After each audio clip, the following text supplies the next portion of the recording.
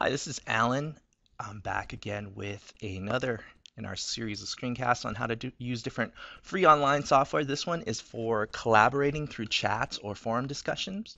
If you've taken a class at a university recently, you've probably seen Blackboard's version of that. Here are some other versions that you can use in your classroom that are safe to use. With my grant, I was fortunate enough to have Moodle, which allowed us to do this, which is not necessarily the easiest thing, but one of the things we saw when we used it is that it gave kids who were very quiet in class, and it was the same 6 or 7 kids, uh, if you made it a condition and gave them some language, it was a way to actually scaffold their language in participating in an academic way and making sure that they write in complete sentences, that everybody participated. So it was a way to get the opinions of everybody, and it led to some rich discussion. So this was one about the giver.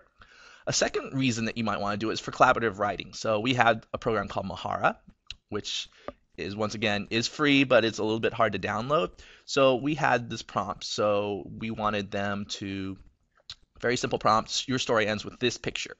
And we had different kids collaborate. They rotated every 15 minutes and continued on somebody else's story. And at the end, we have an area where they can respond to each other. So this is, something that's rich. Instead of having an audience just for the teacher, they are writing for each other, and they often care more about each other than their students, as I'm sure you know.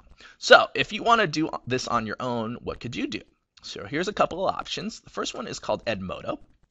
As you can see from Edmodo, they try to look exactly like Facebook, down to the profile icons.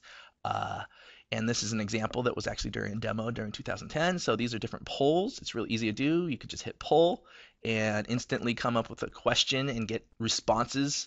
We can write notes, we can assign. So it's pretty easy to use. The one thing that is lacking is a results page that's as good. So this is why I like to use something called We Collaborize, which is wecollaborize.com.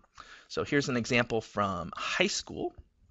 So you could do a poll, but then you can talk about the results, and you can discuss the results with your class, which makes for even richer discussion, I would imagine. And here's my own version. You can just start a discussion, comment and vote. It has 3 options, pretty easy to use. You can customize this. I use some different rules, and you can also feature video. So here is a link to a video from YouTube embedded automatically, and a different way to compare it. And we could have people post comments just on a main wall, much like Facebook, but real easy to use, that you could use. So the last kind of options is something that called course sites. Now this is probably the richest of the software, but it's a lot more busy. There's a lot of things that you can do and customize. You get 5 free courses kind of doing this on your own. It has kind of built-in modules, and you can even customize the style of instruction. So, once you log in, you can see that, and it can be available to you. So, course sites, Edmodo, and We Collaborize, your options for using Form or collaborating online. Thanks.